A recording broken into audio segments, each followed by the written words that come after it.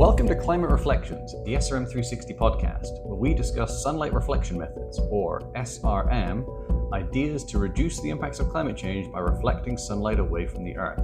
I'm your host, Dr. Pete Irvin, and I'm a climate scientist who has studied SRM since 2009.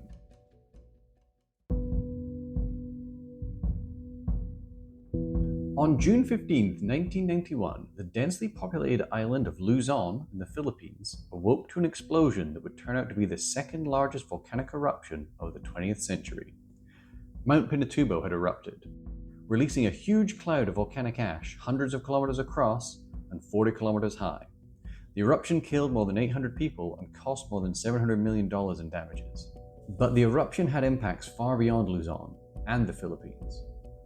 As satellites tracked the ash cloud spread around the globe several times over, atmospheric scientists noted that over the next year, the Earth's global temperature had decreased by as much as half a degree Celsius. The eruption had added around 17 million tons of sulfur dioxide into the stratosphere, a layer of the atmosphere between 10 and 50 kilometers above the surface. And this sulfur had gone on to form countless tiny aerosol particles. In the lower atmosphere, these particles would have been washed out in days. But because the stratosphere is dry and stable, these particles lasted for several years, reflecting light and cooling the Earth. Could the climate cooling effects of this eruption be replicated as a way to help tackle climate change? In this episode, we focus on the basics of the sunlight reflection method known as Stratospheric Aerosol Injection, or SAI, an SRM idea that looks like it could offer a practical means of halting or even reversing global warming within a few years.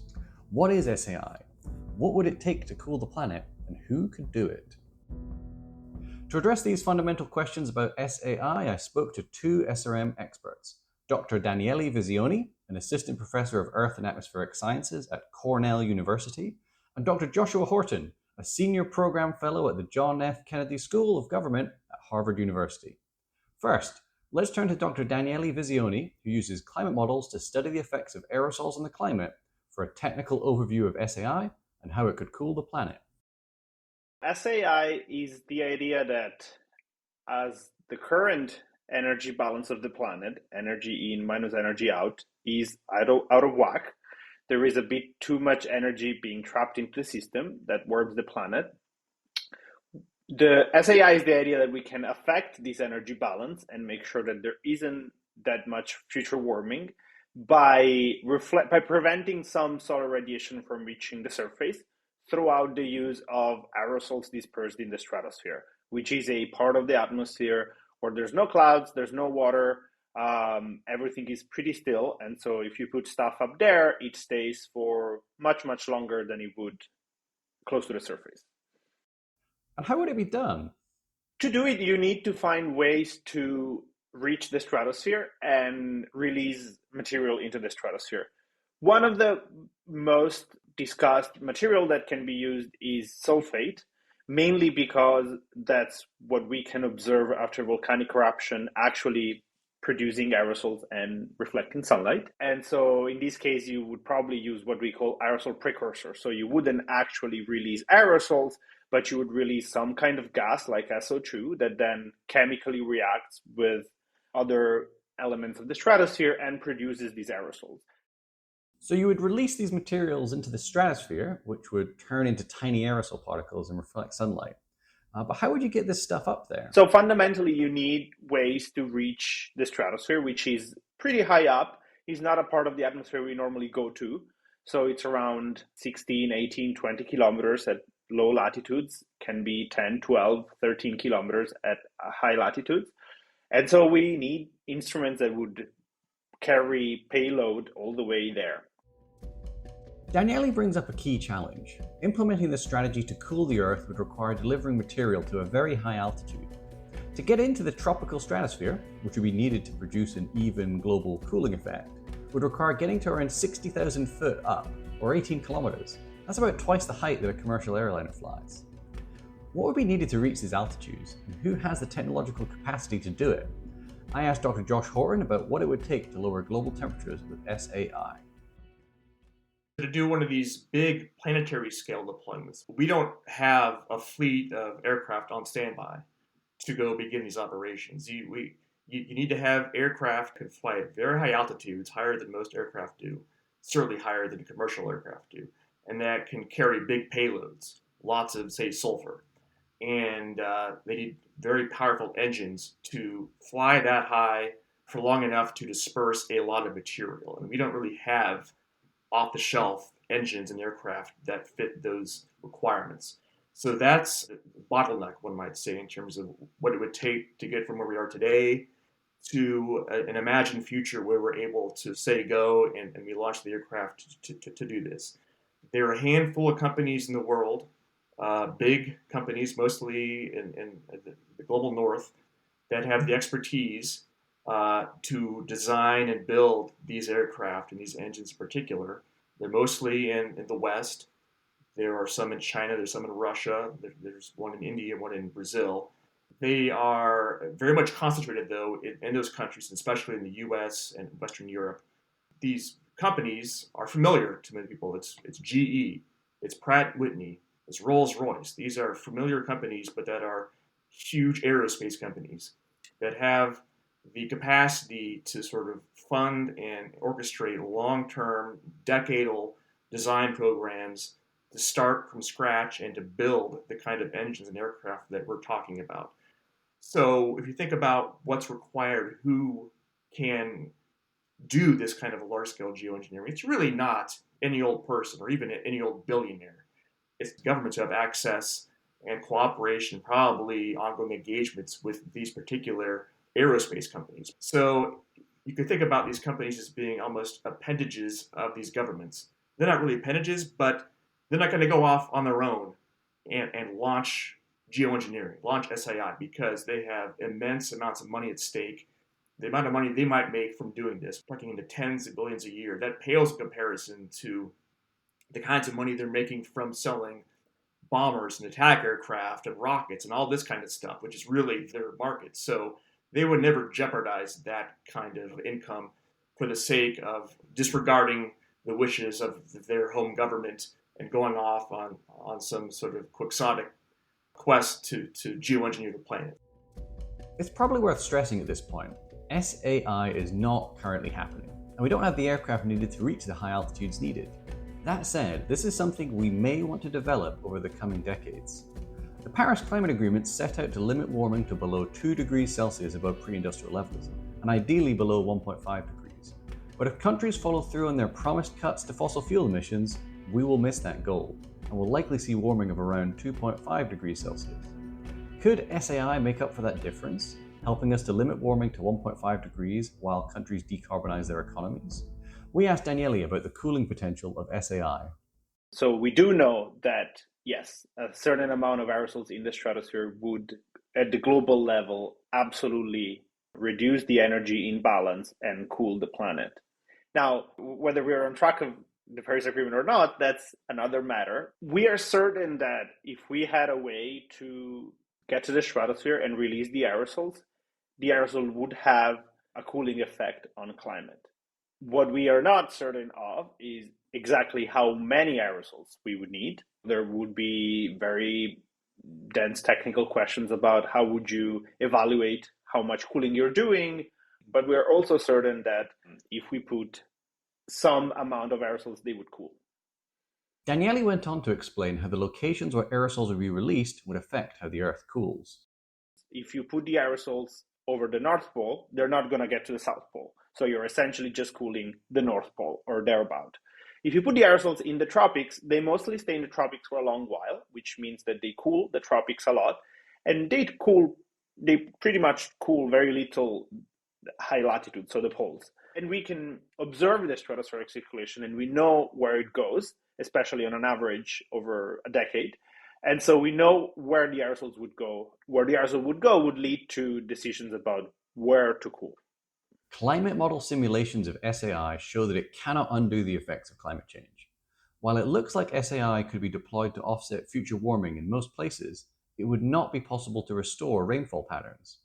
SAI might reduce overall changes to rainfall, but some regions would see greater rainfall changes and may suffer as a result.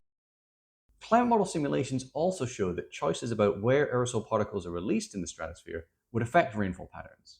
For example, if aerosols were only added to one hemisphere, This would produce large shifts in tropical rainfall and the monsoons. That would be a very bad idea, but could be avoided by cooling each hemisphere evenly. SAI wouldn't just affect the climate, it has a number of side effects, increasing acid rain and impacting the ozone layer. We asked Daniele what would the risks and trade-offs of a sensible deployment of SAI be, and how would it compare to the risks of climate change alone?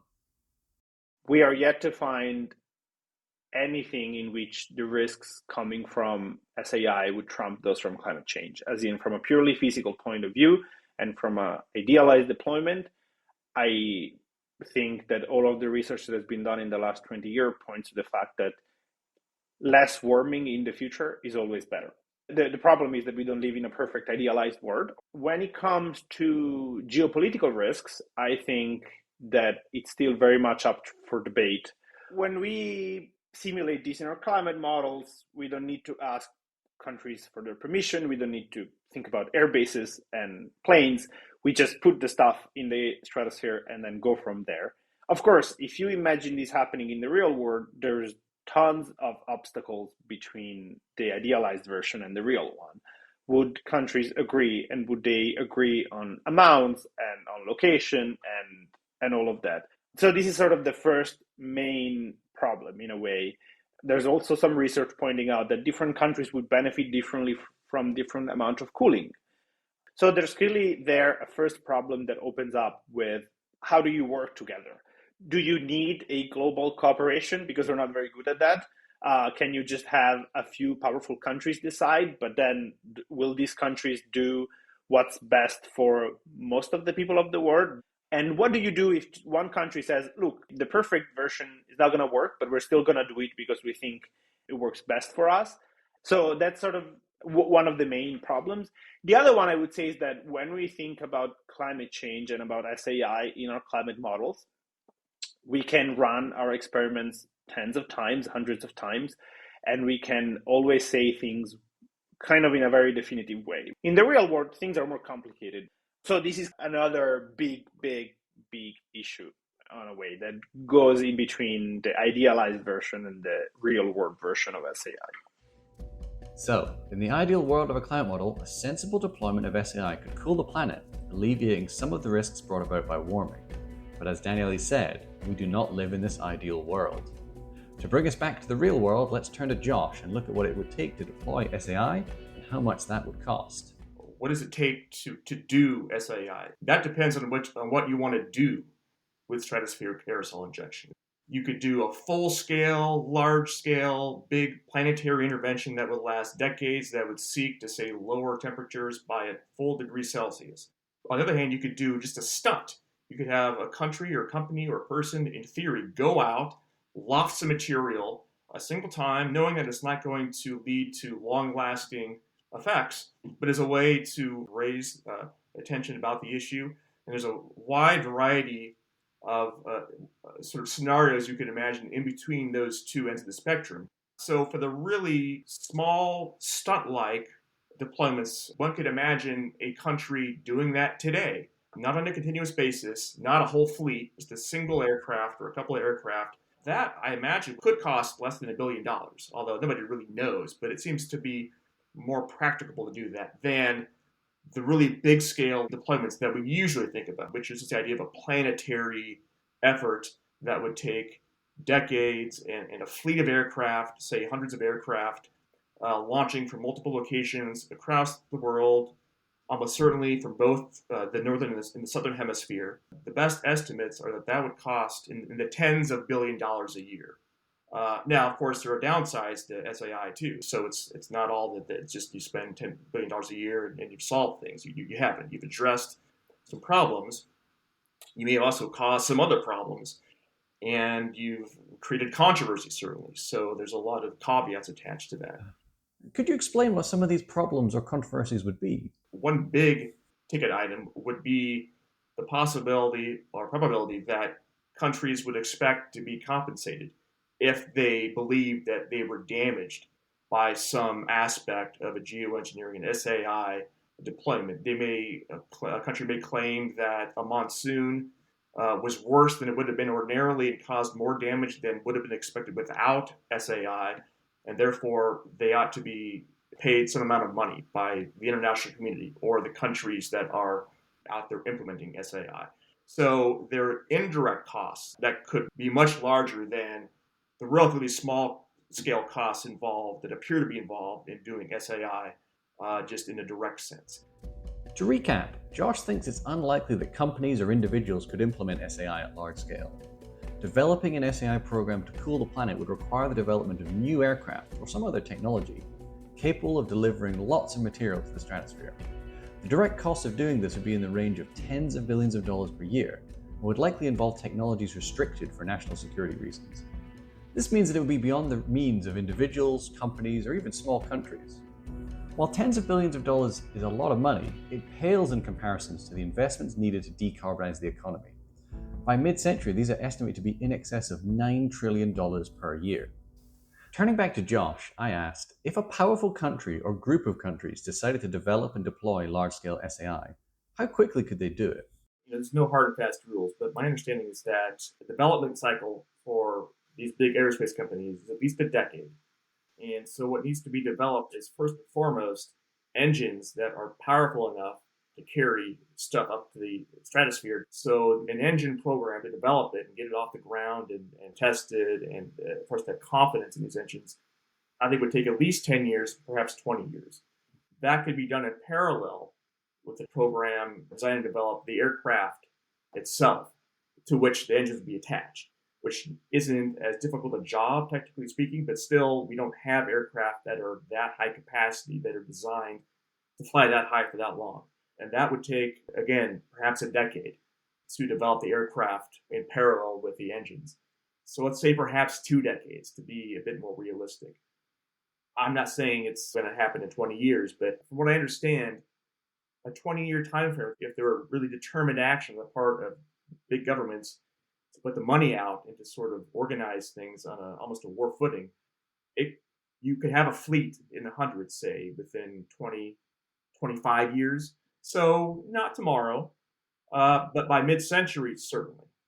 20 to 25 years is a long time, but as Josh explains, there might be some steps that could be taken towards deployment while these new aircraft were being developed. Over the interim period, there are a whole set of things that one could do to sort of ramp up a deployment. Aircraft you've retrofitted and beefed up to be sort of workable, although not a long-term solution. So it doesn't mean you'd have to start only in 2050. You could sort of get there using sort of technical fixes and workarounds that would be suboptimal, but could get you there. But in terms of looking out, that far in the distance, in terms of what we need to do today, if we want to ensure that we might be able to do that in 25 years, well, I think that's a good question. I mean, I hesitate to say that we should start developing engines or aircraft at this stage because I think that seems awfully premature to me, to be honest. The science isn't there. There's nothing like a consensus amongst scientists, let alone stakeholders. So I hesitate to endorse the kinds of engineering and technical development programs that would be required in order to sort of have that fleet available at mid-century. So that's a bit of a quandary, I suppose. I guess what that speaks to is the urgent need to do a lot more basic science really, really soon, so that things turn out to look as promising as they sometimes do, then we can begin to set those wheels in motion, knowing that it'll take a decade or two to sort of be able to have a fleet on hand to do this in a sort of a safe, responsible way. Given that SAI deployment would have these global impacts, should governments be discussing this now? I think it's premature for formal talks among governments at this stage. There's just not sufficient awareness. There's too much controversy. No government wants to really sit down and talk about this at length because they don't really know what they're talking about. And there's a lot of controversies and downsides to doing that.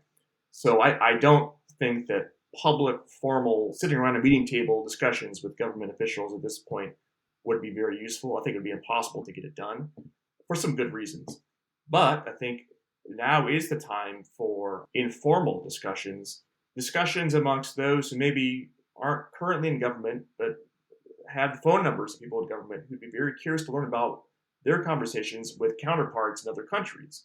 So it's kind of a set of discussions that, again, formal officials don't take part in, but people they trust, experts, whether in universities or in industry or in NGOs, sort of speak informally but seriously and try to build the ground and again sort of build common understandings of where different countries see things going, how they understand the risks, the possibilities, the potential benefits.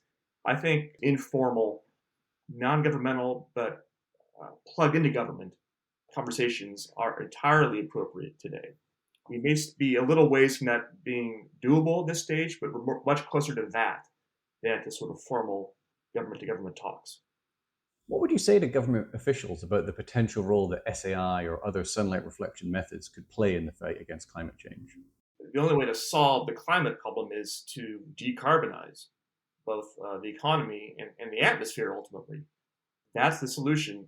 SAI, SRM, these aren't really solutions. These are addressing symptoms of the problem and can be very beneficial, but they're really just addressing the worst outcomes. So it's a Band-Aid. It could be a very effective Band-Aid, but it's not ultimately going to solve the problem. So they really can't substitute one for the other. The only way to really solve it is by decarbonizing. That's it for this episode of Climate Reflections. Thanks for listening. We'll be returning again and again to stratospheric aerosol injection in future episodes, as there's a lot more to say about this idea, including much more on its potential environmental risks and the geopolitical issues it raises. Thanks for sticking with us to the end. This is a new podcast that we're hoping to build our audience, so if you enjoyed it, please do share it on social media or recommend it to a friend. And if you have a question about SRM or just want to find out more, go to our website, srm360.org. We answer questions from the audience in our monthly news roundup podcast, so you might hear your question answered there. You can find a transcript of today's episode with links to sources on our website, so please check that out.